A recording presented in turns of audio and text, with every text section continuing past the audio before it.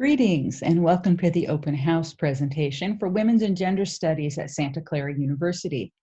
My name is Linda Garber. I'm one of the professors in the department, and I'm happy to be here to talk to you a little bit about what we do, what the field of study is, and the opportunities for students.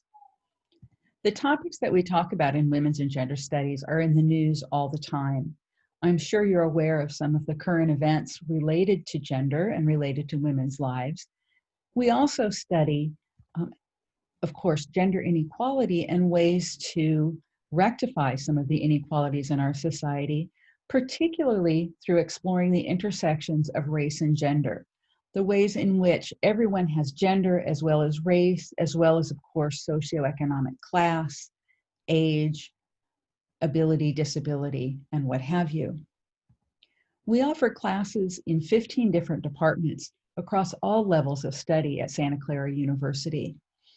Research and teaching is done by the core members of our faculty, who you'll meet in a moment, as well as 40-odd other feminist scholars and who are conducting research all the time that gives opportunities for students to participate in their professors' inquiries as well.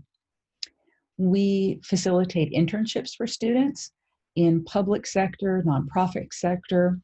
For example, we've had several students intern with the Santa Clara County Office on the Status of Women, working in rape crisis counseling, working in women in sports related empowerment group for young girls and the like.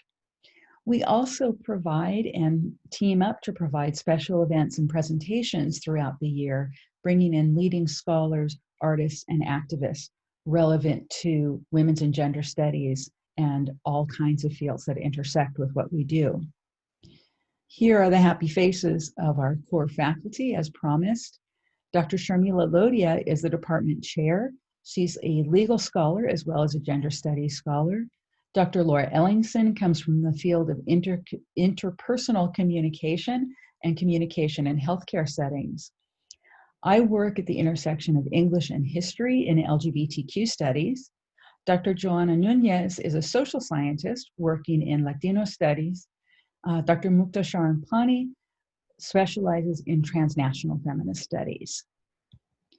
The course offerings for our students, as I said, some come from the core faculty and some from faculty in other departments. And as you can see in this list, there are a wide range of courses, from literature by women writers of color to gender as it relates to technology and society, courses on women, politics, and the law, and everything in between that you can imagine. We offer cutting-edge new courses in areas that are what's most sort of new, provocative, and relevant in the field of women's studies for scholars, for example, feminist approaches to disability studies, as well as a changing menu of topical seminars that draw a lot of student interest. So, for example, given the current state of affairs, as you might imagine, a course called Feminist Uses of Anger was very relevant and very popular recently.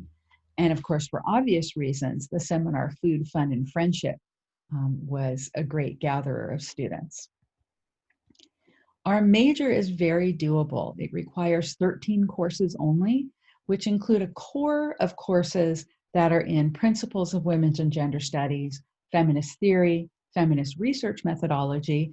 Then we also offer a senior seminar and an advanced seminar, usually those topical courses I was just mentioning, that are opportunities for students in our major and minor to gather in smaller class settings and move in depth into some of the topics in our field. Students also choose an emphasis of 3 courses and then have 6 electives that they can choose from across the curriculum as it is cross-listed in Women's and Gender Studies, as well as the courses that we offer directly.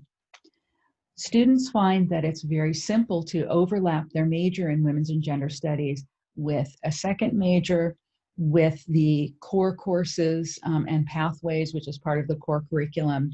And so there's a lot of flexibility, even as there is a central core to the major.